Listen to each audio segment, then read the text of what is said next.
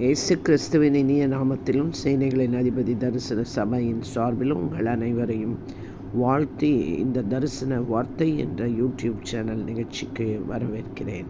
எத்தனையோ பேர் தங்கள் வாழ்க்கையில் சோர்ந்து போய் சத்துவம் இழந்து பைத்தியக்காரர்களைப் போல மற்றவர்களுக்கும் தங்களுக்கும் கூட பிரயோஜனம் இல்லாதவர்களாய் வாழ்வை வீணடித்து கொண்டிருக்கிறார்கள்.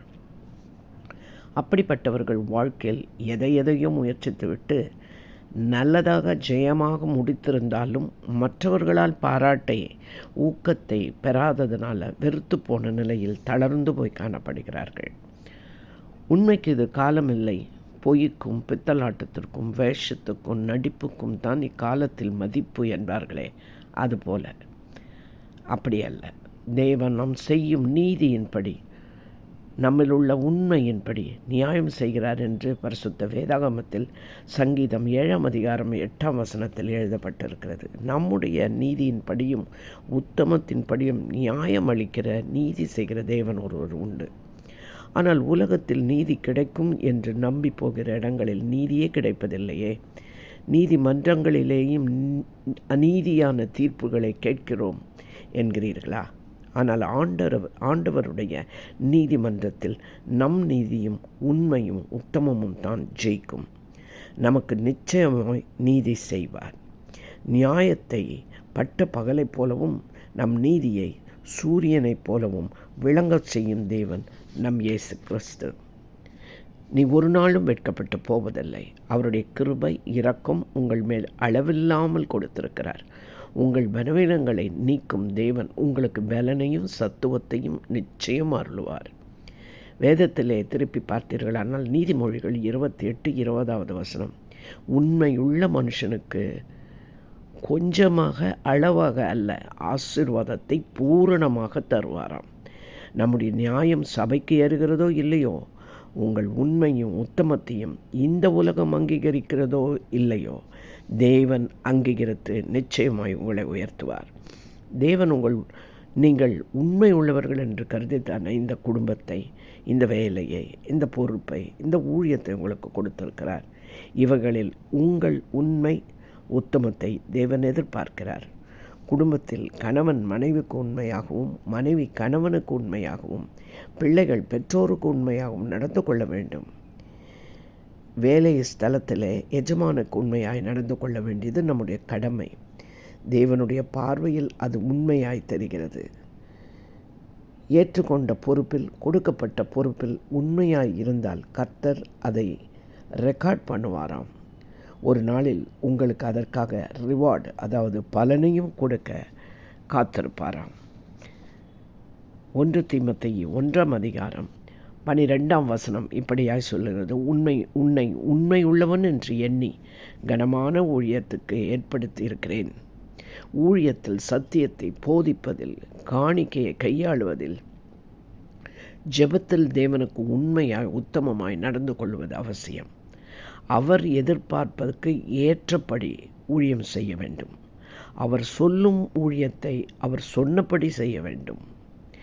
உண்மையாய் உம்மையை தொழுது கொள்ளுகிறவர்கள் பிதாவை ஆவியோடும் உண்மையோடும் தொழுது கொள்ளும் காலம் இது என்றும் சொல்லுகிறார். ஏனென்றால் நம்மை அழைத்தவர் உண்மை உள்ளவராய் இருப்பதால் நாமும் உண்மை உள்ளவர்களாய் இருக்க வேண்டும். வேறு எப்படியும் ஊழியத்தை செய்துவிட்டால் நாம் பசுத்தோல் போத்திய ஓநாய்கள் என்று அழைக்கப்படுவோம். சிலர் மனுஷருக்கு உண்மையாய் இருக்கத்தான் நினைப்பார்கள். கண்ணுக்கு தெரியாத தேவனுக்கு உண்மையை காத்து கொள்ள மாட்டார்கள். மத்தேயு 25:23 ஒரு எஜமான், அந்த எஜமான் தேவனுக்கு ஒப்பிடப்படுகிறது. சொல்லுகிறார், நீ கொஞ்சத்தில் உண்மையாய் இருந்தால் அதனாலே உன்னை அநேகத்தின் பேரில் அதிகாரியாய் வைப்பேன்.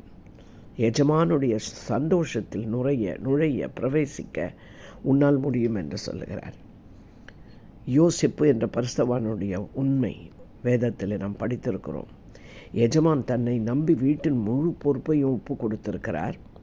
அந்த நல்ல மனிதருக்கு உண்மையாய் இருந்ததால் யாருமே இல்லாத வேளையிலும் எஜமானின் மனைவி தன்னை கண் போட்டு தவறு செய்ய அழைத்த போதும் நான் இத்தனை பெரிய பொல்லாங்குக்கு உடன்பட்டு தேவனுக்கு விரோதமாக பாவம் செய்வது எப்படி என்று நேர்மையானவனாய், உத்தமனாய், ஒரு உண்மையுள்ள வேலைக்காரனாய் எஜமானின் நம்பிக்கையை காத்துக்கொள்ள அவனால் முடிந்ததே.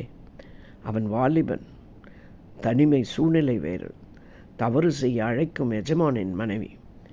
அவளுக்கு ஒத்துப்போயிருந்தால் இன்பமும் அந்த வீட்டில் இன்னும் வசதிகளும் அவனுடைய தேவைகள் எல்லாமும் சந்திக்கப்பட்டு இருக்கும், நன்றாக வாழ்ந்திருக்கலாம். அவன் உண்மை, பாவம் செய்யாமல், பாவத்துக்கு கை கோர்க்க விடாமல், பாவத்துக்கு இடம் கொடுக்க அவனை அனுமதிக்கவில்லை.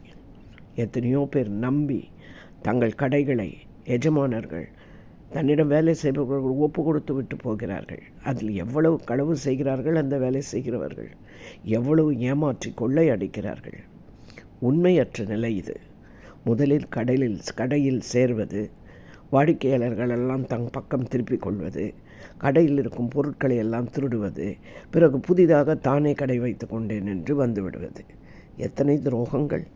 சில இடங்களில் மேலதிகாரி உத்தமமாய் உண்மையாய் இருப்பார், கீழே உள்ளவர்கள் அவருக்கு தெரியாமல் லஞ்சம் வாங்கி கொண்டிருப்பார்கள். சில இடங்களில் கீழே வேலை செய்வர்கள் உத்தமமாக இருப்பார்கள், மேலே இருக்கிற அதிகாரிகள் லஞ்சமாக அவர்களை கட்டாயப்படுத்துவார்கள். இந்த காலத்தில் எங்கே போனாலும் உண்மை கிடையாது.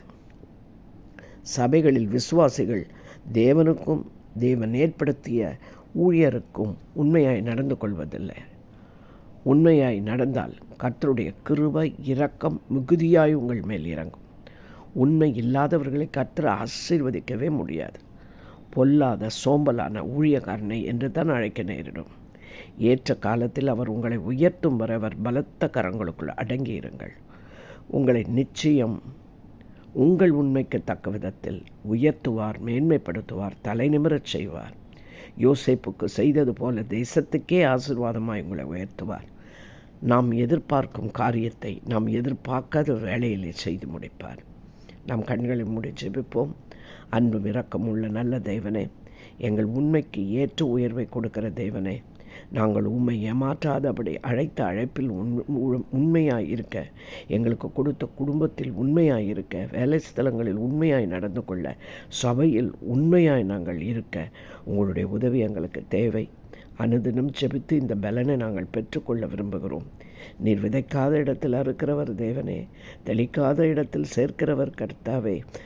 நீர் எங்களுக்கு கொடுத்திருக்கிறோம் எங்கள் திறமைகளை, வரங்களை நாங்கள் புதைக்காதபடிக்கு அதன் மூலம் ஆத்துமாக்களை ஆதாயம் செய்து தேவ ராஜ்யத்தை ஸ்தாபிக்க எங்களுக்கு உதவி செய்வீராக. இயேசுவின் மூலம் ஜெபிக்கிறோம் எங்கள் நல்ல பிதாவே, ஆமேன். இந்த செய்தியை கேட்ட நீங்கள் நிச்சயமாய் உண்மை என்ற ஒரு குணாதிசயத்தினுடைய முக்கியத்துவத்தை அறிந்து கொண்டிருப்பீர்கள். அதை இன்றையிலிருந்தாவது கொஞ்சம் கொஞ்சமாய் ப்ராக்டிஸ் பண்ண ஆரம்பிப்பீர்கள் என்று நம்புகிறோம். இதை மற்றவர்களுக்கும் அந்த வாய்ப்பை கொடுக்க லைக் பண்ணி ஷேர் பண்ணுங்கள். சப்ஸ்கிரைப் பண்ணாதவர்கள் சப்ஸ்கிரைப் பண்ணுங்கள். கர்த்தர் உங்களை ஆசீர்வதிப்பார்.